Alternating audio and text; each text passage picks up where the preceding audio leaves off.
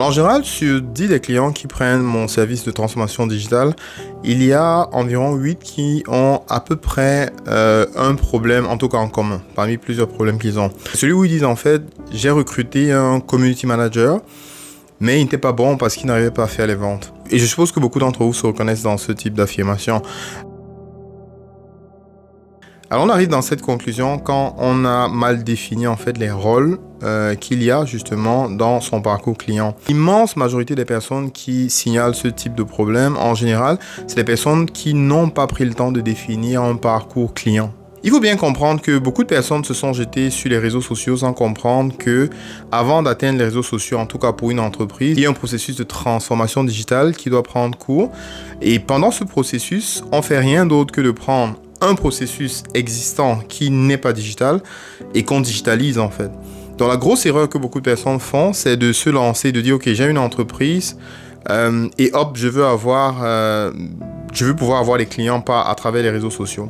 Et ce qu'il faut bien comprendre, c'est que une entreprise doit d'abord être bien structurée offline, c'est-à-dire qu'elle doit avoir des processus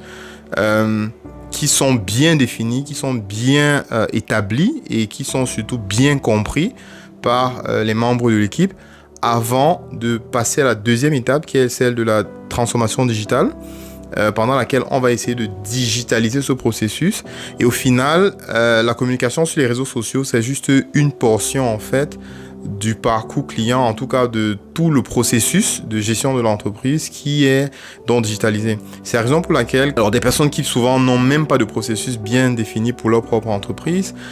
ensuite elles se mettent sur les réseaux sociaux soudainement comme ça et elles vont prendre une personne qui peut-être même n'est pas très équipée sur le plan de la stratégie de communication et elles vont confier en fait toute la vente sur les réseaux sociaux de leur entreprise à cette personne qui peut-être n'a même pas le profil idéal pour pouvoir faire une communication efficace. Et donc après on est surpris en fait par le résultat, mais c'est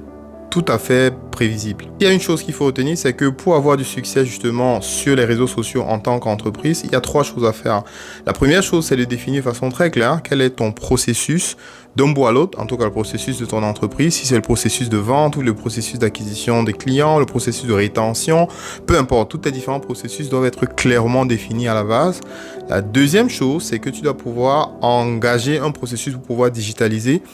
toutes les étapes de ces processus-là en fait, parce que beaucoup de personnes font cette erreur et quand on a un processus qui est partiellement digitalisé ou alors pas du tout digitalisé, quand on fait la communication sur les réseaux sociaux, on n'arrive pas à gérer le flow de clients ou de prospects qui arrivent. Donc la troisième chose, quand on a déjà digitalisé le processus, c'est donc de faire que la communication sur les réseaux sociaux, dont le community manager, il vient juste s'occuper de la petite portion qui permet d'acquérir les clients et surtout de pouvoir d'une certaine façon gérer le support pour les entreprises qui offrent le support à travers les réseaux sociaux. Alors dis-moi en commentaire ce que tu penses de ça, si tu as déjà été dans ce type de situation, comment tu gères et comment tu opères ta transformation digitale. Si tu n'es pas encore abonné, c'est le moment de le faire. Rendez-vous à la prochaine vidéo et d'ici là, porte-toi bien.